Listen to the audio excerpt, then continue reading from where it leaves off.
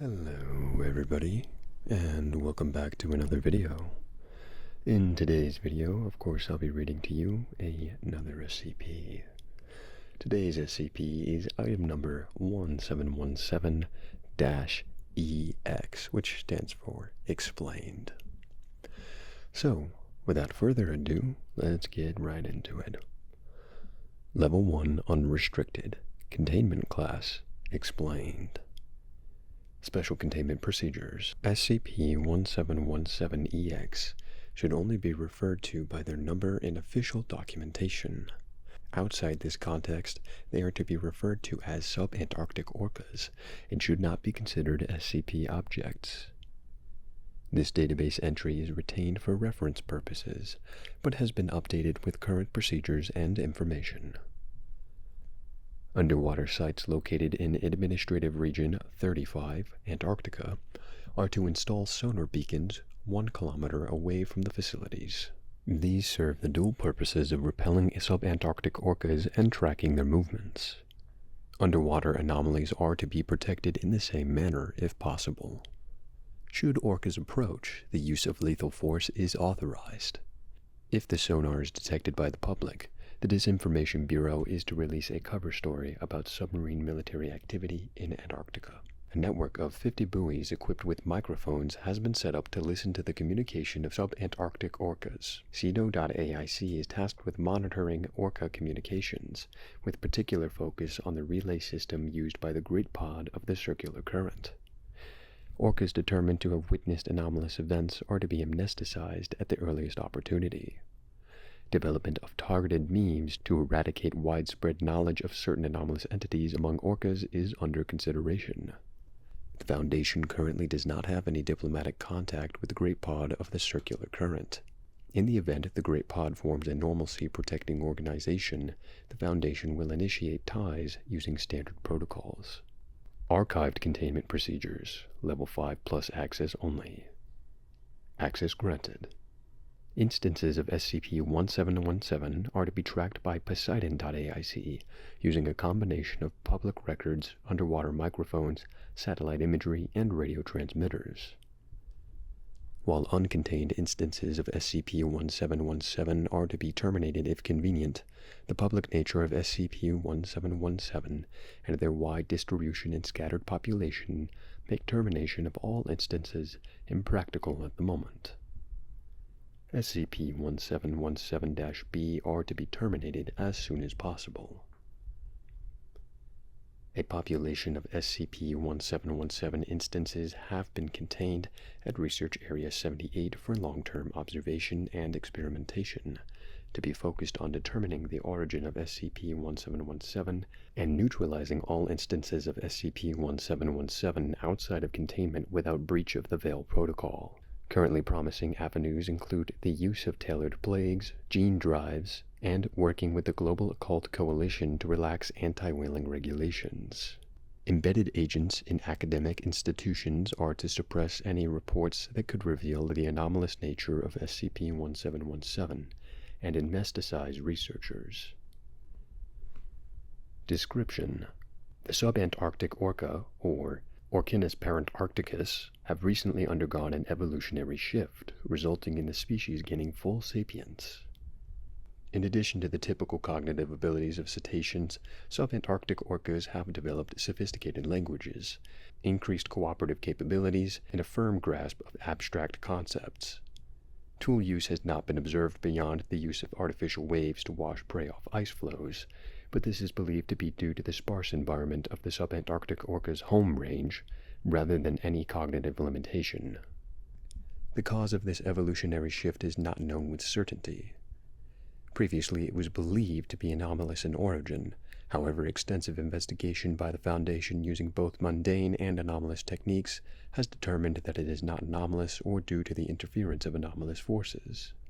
Currently, the social brain hypothesis is generally accepted by Foundation cytologists to be the most supported by evidence. Footnote: the social brain hypothesis was originally intended to explain the evolution of human intelligence. The social brain hypothesis states that the increased intelligence is an adaptation for large and complex social groups. The date at which these subantarctic orcas gained sapience is unknown, but believed to be recent. The species' level of cognitive, political, and technological development has not changed since Foundation observations began in 2001. Orcas are organized in pods of 30 adults on average, usually led by the oldest female. Pods do not reside in well-defined territories, but for most of the year maintain a minimum distance of 15 kilometers between pods through the use of long-distance infrasonic communication. These long-distance calls are also used for social interaction between some instances in different pods and to warn other pods about potential threats.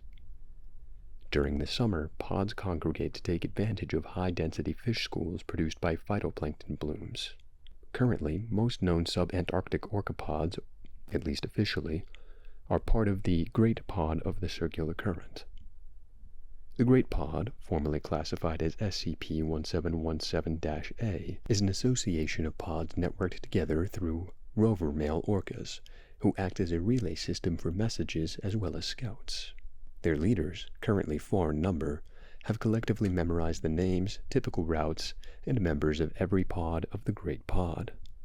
Prior to reclassification, these orcas were classified as SCP-1717-B. With the aid of roving orcas, the Great Pod mediate disputes between member pods, control access to certain sacred sites, and maintain common resources. While the capabilities of the Great Pod leaders were formerly thought to be of anomalous in nature, studies performed on one of their numbers who died of natural causes has confirmed that they are simply the product of training and natural talent. Subantarctic orca culture, due to their limited geographic range and long-distance communication abilities, has not differentiated very much. Despite their recent evolution, it is highly developed, with a strong emphasis on song. Their mythology is centered around a cetamorphized ocean deity. Boats are viewed as disinterested and sometimes dangerous supernatural beings. Certain anomalies, such as SCP-169, have become common knowledge among subantarctic orcas.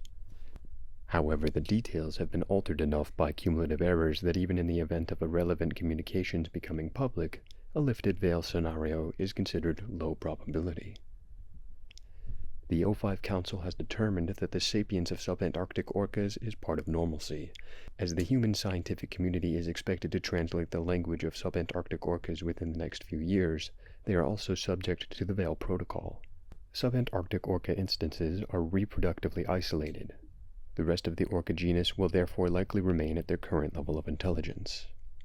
Addendum 1717-1 Minutes of O5 Command Meeting, May 23, 2035. Level 5+ access only. Access granted. O5-4.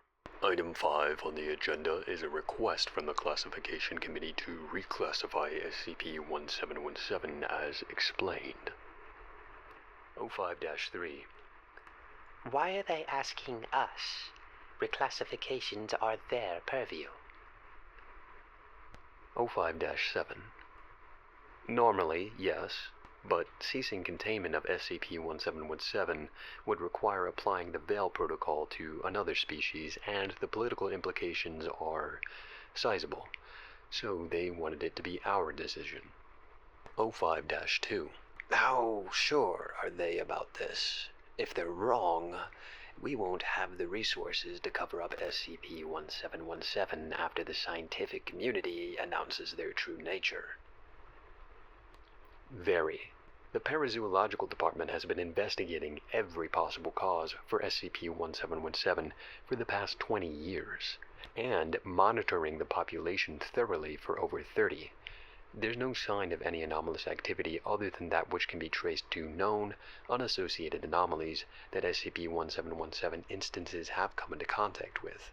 They're abnormally normal, really. Parazoology doesn't think so. They've vivisected one of their leaders, studied its neurology some, and they've concluded that -B just has a really good memory. Non-anomalous humans are capable of similar feats, savants and such. O5-9. We don't have the resources to effectively wipe all of their memories of anomalies, though. No, we don't. But most of those oral traditions are so distorted as to be unrecognizable. Their stories of SCP-169 would look like tales of a big amphipod to anyone who didn't already know what SCP-169 was, and they have it in the wrong area.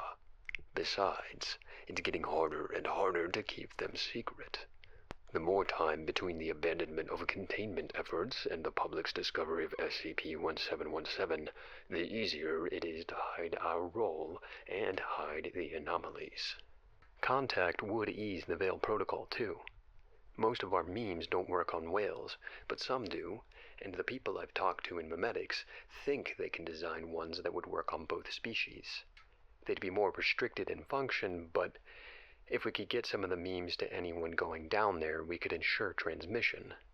Our ability to transmit memes to SCP-1717 in the past has been limited because we didn't want to tip them off to our existence. But if we reclassify them, that won't be an issue any longer. 05-1. Parazoology's own reports say that they aren't sure how SCP-1717 gained sapience. I don't want to classify SCP-1717 as explained until we actually know with certainty. The committee classified many anomalies as explained because there was no sign of anomalous activity. Even if we couldn't explain all the details, it's nearly impossible to determine what causes specific traits to evolve and how they do so. We still don't know why humans gain sapience. I don't see why this case should be any different. There's never been any real evidence that SCP-1717 gained sapience very quickly either. We're just assuming that we wouldn't have missed it prior to 2001, but the Type D population was little studied until recently. I can be satisfied with that. Does anyone else have points to raise before voting? What do we do with the captured instances? Parazoology wants to retain them for testing purposes. We'll terminate the -B instance. It's useless now. The experiments we've done have altered their brain too much to use it for testing. Anything else? Then I call for a vote. Reclassification Proposal 1717. Proposal: maintain classification of SCP-1717 due to their institutional knowledge of SCP objects. Council vote summary: Yay 5, Nay 6, Abstain 2. Status: rejected. Reclassification Proposal 1717. Proposal: maintain classification of SCP-1717 due to current uncertainty about the cause of SCP-1717. Council vote summary: Yay 4, Nay 9, Abstain 0. Status: rejected. Reclassification Proposal 1717. Proposal: reclassify SCP-1717 as explained. Allow discovery of the Orcinus parantarcticus sapiens.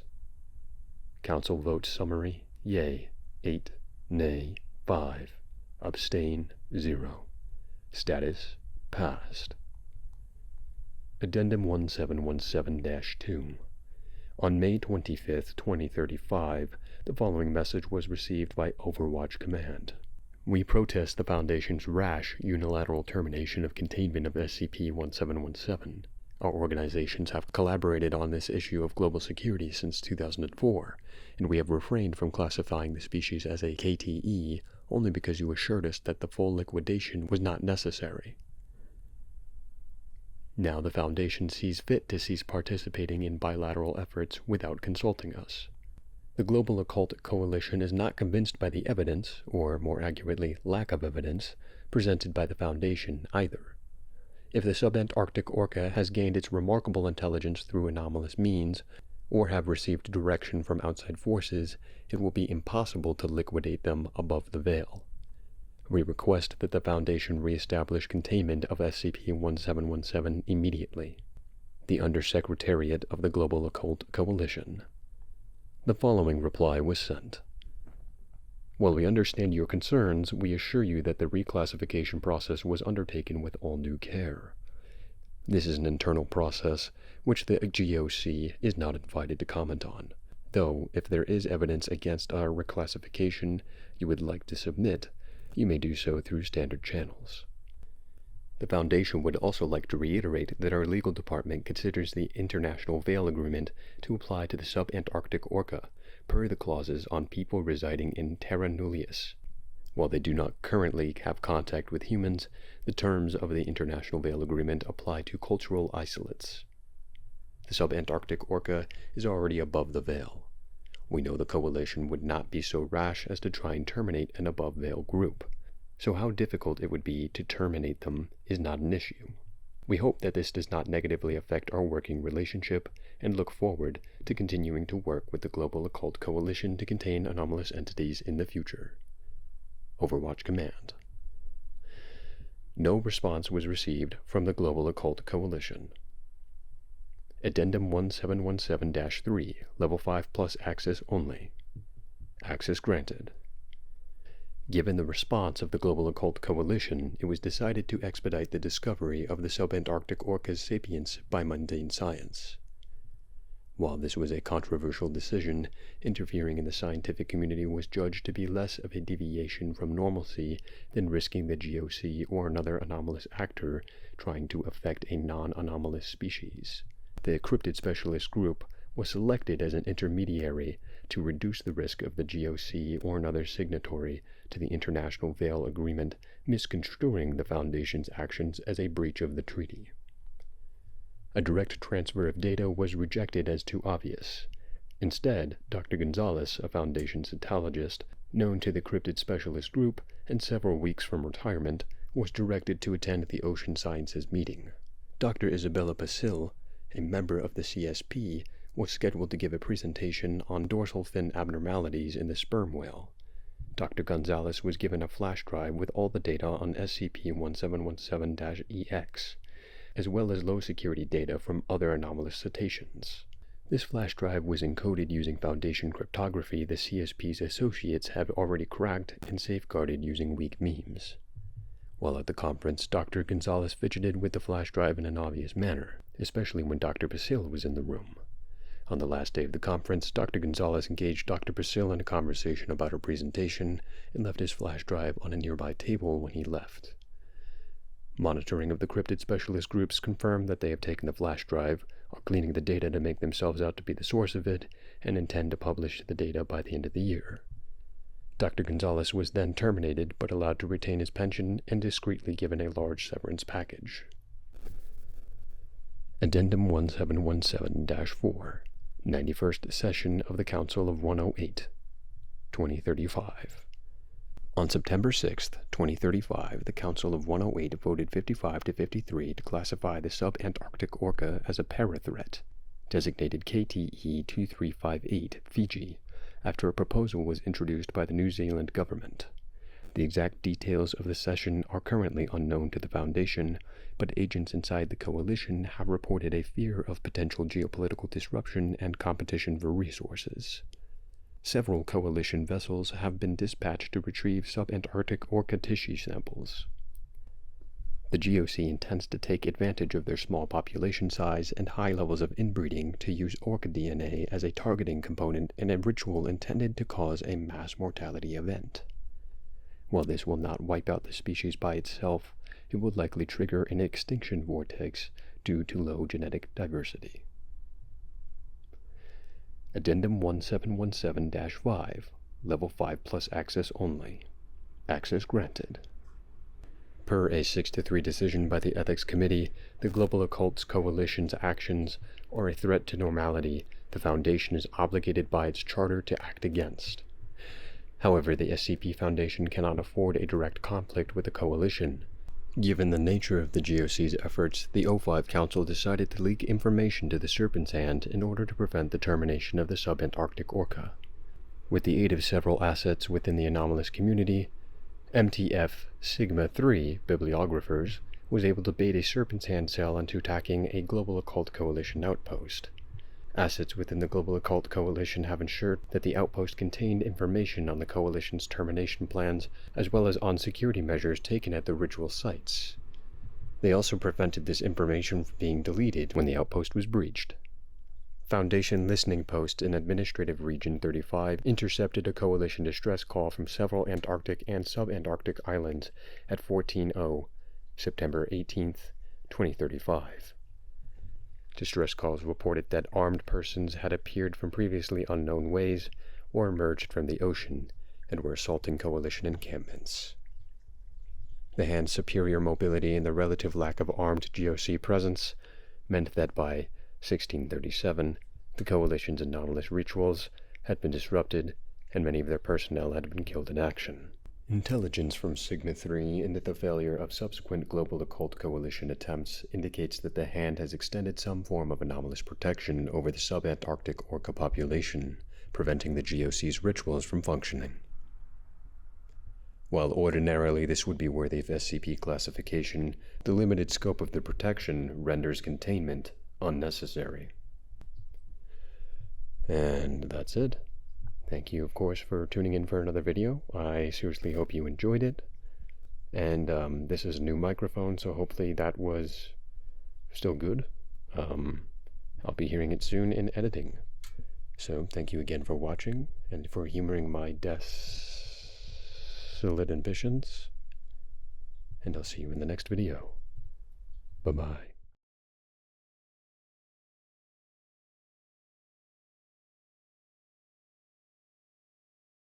With a strong emphasis on song.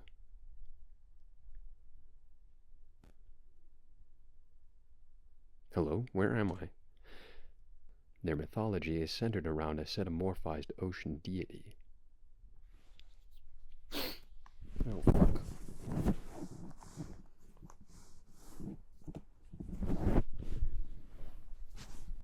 Boats.